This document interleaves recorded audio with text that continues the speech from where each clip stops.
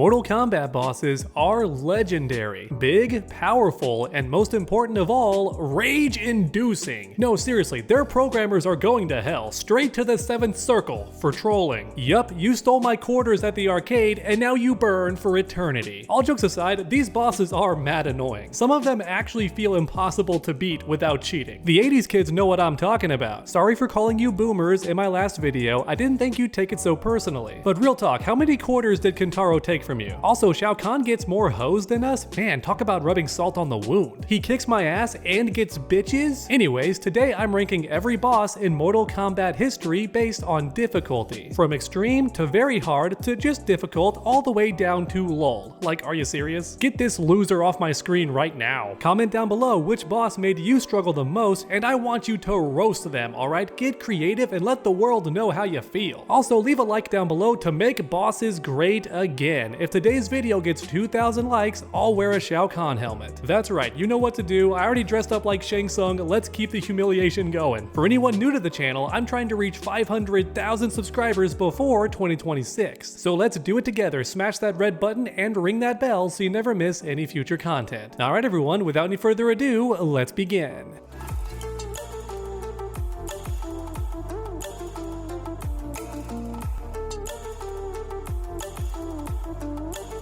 Alright, here we go. Ranking every boss in Mortal Kombat history, I want to go in order to keep things simple, which means we start with Goro, because that's right, I'm counting sub-bosses too. Because sometimes they're tougher than the final boss, let's be real, and I think the first Mortal Kombat is a great example of that. Goro is tougher than Shang Tsung, which funny enough makes sense in the lore, because Shang Tsung hired Goro to defeat the guy that he could not beat. But yeah, gameplay-wise, Goro is difficult. He hits really hard, like every attack does a third of your health, if not more, and he's faster than you'd expect, especially his straight punch. It's really quick and knocks you full screen. Then on top of that, as the player, your moveset is extremely limited in this first game, which adds to the difficulty. So yeah, overall, I'd say Goro is very hard, but Shang Tsung is just difficult. He shapeshifts into other characters, which does test your knowledge, but overall, they're still regular characters, and Shang Tsung himself just shoots fireballs, so not too difficult. Now with that said, Shang Tsung was scary. The match had this eeriness about it, almost felt like a horror movie, which is interesting. Next up is Mortal Kombat 2. This game especially was infamous for reading your inputs and straight up cheating, which is why Kentaro and Shao Kahn are both going in extreme difficulty. You can argue down below which characters are tougher. I would say Kentaro is harder to cheese because he actively chases you down and does not taunt like Shao Kahn does. If your character can zone like Liu Kang, then Shao Kahn becomes a joke. Any good fireball character is tough for Shao Kahn to deal with, but not Kentaro because he jumps off screen and comes back down, which Goro did not do actually. He hopped straight forward, kinda like a baby hop compared to Kentaro, who covers the entire screen, man. He was much scarier. And that was by design. Kentaro was meant to be a beefed up steroid version of Goro. However, with all that said, Shao Kahn was still difficult as well. His shoulder charge was extremely fast, his harpoon was annoying, and yeah, the dude hit really hard. I would just say that Kentaro's a bit tougher. Next up is Mortal Kombat 3. Motaro is definitely really hard to deal with. The guy's got good mobility, his horse hop is terrifying, and he can teleport as well. His throw is annoying. Got a nice projectile too. Yeah, overall, Motaro is terrifying. I think he might be the scariest sub-boss of all the classic arcade games, including Mortal Kombat 4. I think Motaro's just the scariest. However, when it comes to MK3 Shao Kahn, he was actually less difficult in this game because that was on purpose. Developers heard how much fans hated the cheapness of MK2, so the bosses got dialed back a bit, which means MK3 Shao Kahn is just difficult. He's no longer extreme or even very hard, honestly, which is ironic because he has more moves, but he's just not cheating now, so he's easier to deal with. He's not reading your inputs anymore. Next up is Mortal Kombat 4. I'm going to include the home console version because that way we get MK4 Goro. This guy is oddly terrifying because he runs. That's right, Goro never ran before. In fact, none of the bosses could run. They had to walk at you, couldn't even dash. Then comes MK4 Goro just charging you down and doing all of his trademark Goro nonsense. This man is the definition of robbery in Mortal Kombat 4. So honestly, he might go in very hard, but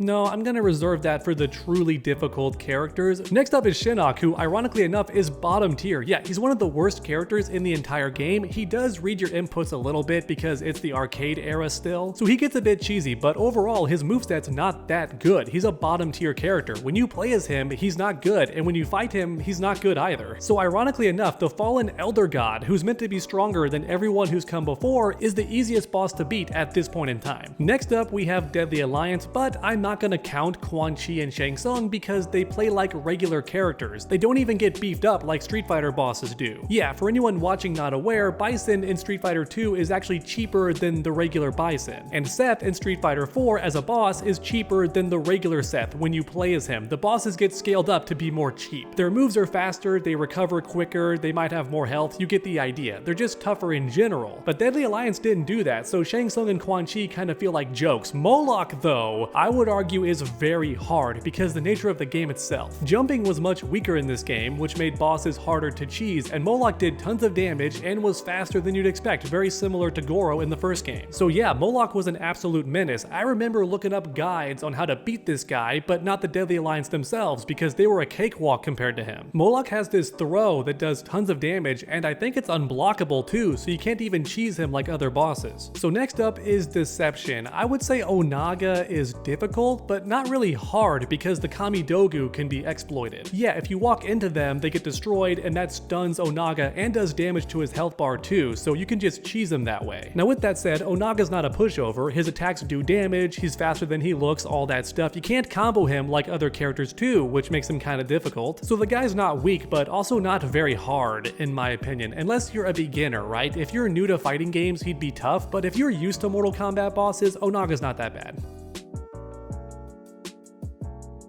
But oh my god, Shaolin Monk's Shao Kahn. This man goes in extreme for a couple of reasons. He's really tough by himself, tons of health, does tons of damage. And as the player, if you don't free Sonya and defeat Kano, you miss an item that makes you stronger and makes this fight easier. So Shao Kahn's already difficult, but now he's almost impossible. Then on top of that, there's a boss rush. You have to beat Shang Tsung, then Kentaro, then Shao Kahn. If you die to Shao Kahn, then restart and do the whole thing over, which makes Shao Kahn even more stressful as a boss. You're already getting nervous and making mistakes because he's the big bad boss, but now you're stressed out at the idea of doing the entire fight sequence over again. Yeah, Shaolin Monk's Kahn might actually be in the very front due to the boss rush itself, which I'm including because it's part of his boss fight. But alright, time for Armageddon. Honestly, I would say Blaze is not that bad. He's not easy either, but definitely not difficult. You can't throw him, but you can somewhat combo and juggle him, unlike previous bosses on this tier list so far. Also, Blaze feels slower than the other bosses because the 3D era in general is slower, but as a result you can react to his moves, which when combined I'd say Blaze is not that bad. Along with Dark Kahn, he's not that bad either. In fact, I'd say he's kind of lol, because in Mortal Kombat vs DC, Dark Kahn feels like a regular opponent on steroids as opposed to a boss character. You know what I mean? He's not quite at boss level status, so I would say lol, GG, easy, shake my hand. Alright, time for Mortal Kombat 9. I'm not gonna count Shang Tsung because yes, he transforms into everybody, but still doesn't feel like a boss really. So let's skip to Kentaro and Goro. I'm not sure which one is more difficult. I want to say Kentaro's actually easier because you can run away to make him stomp, then dodge it, and he taunts for a free combo afterwards. It's actually easier to beat Kentaro in my opinion. Then you have Goro, who's not too difficult either, but he's a bit harder to cheese, I suppose. But then we have Shao Kahn. This guy's going all the way up and very hard. I would say he's like maybe around here actually. Especially on max difficulty. This man's shoulder charge has instant armor, it's unreactable, and you can't even punish it either. Shao Kahn can just do shoulder, shoulder, and catch you off guard. Then he has the hammer toss, which is unblockable and you can't duck it. You must jump, which throws off beginners. They hate that move. Finally, for the evil cherry on top, his X-ray does like 70% damage, and it feels like more if I'm being honest. So yeah, if he hits you with that move, it's almost guaranteed game over, and it's so frustrating. You can be winning by a huge amount, then get caught by that X-ray and just lose. Next up, we have Corrupted Shinnok in Mortal Kombat X. I'm not going to include regular Shinnok, he's not a boss, it's a regular character, but his boss form is different. He can run like MK4 Goro, his projectile is instant and travels the entire screen like a beam, so it's hard to deal with. But still, overall, I'd say Shinnok's not that difficult, you know, maybe he's up here somewhere in front of these guys, but he's not that bad if I'm being honest. Mainly because your character and MKX are so godlike. Anyways, time for Mortal Kombat 11. I would say that Kronika is not too bad and possibly lol, and that's because true gamers know how to exploit her, right? If you try to fight Kronika like a regular enemy, she's gonna be difficult because you can't combo her, you can't knock her down, you can't even fatal blow her, which is super stupid. Don't get me wrong, that's all annoying, but you can stun lock her. Just do a string over and over again and she won't block it. She'll just keep getting hit over and over again or try to attack and get hit that way. Now on higher difficulties, she can be trickier, but she's never that difficult really. She's maybe a bit stressful, but not too bad. I'll be honest, the only time I ever lost to Kronika was playing Sindel early at WB Studios, and you only get like an hour to capture footage, so I was stressing out trying to beat her and get the ending, so I was frustrated and I lost one time, just one time. And that was Sindel, a brand new character, nobody played her yet including me, so not much time to learn the character, and I still beat Kronika on attempt number 2, so yeah, Kronika's not that bad. Alright, finally, last but not least, we have the true Deadly Alliance from Mortal Kombat 1. I say that because you actually fight both at the same time, so it feels like an actual Deadly Alliance. But where should I put these guys? Honestly, I want to say an LOL, because it's two characters, I do appreciate that. I like that NetherRealm has them working together like they should be in the story mode, right? The original game did not do that in Deadly Alliance. Big missed opportunity. Even so, they're not tough to beat because they're two regular characters. And they share one health bar too. I think instead they should have two separate health bars. That would make them much more difficult and feel like an actual boss rush. But as they say, hindsight is 20/20. So in my opinion, MK1 bosses, Deadly Alliance, Shang Tsung, and Quan Chi, they go in LOL. And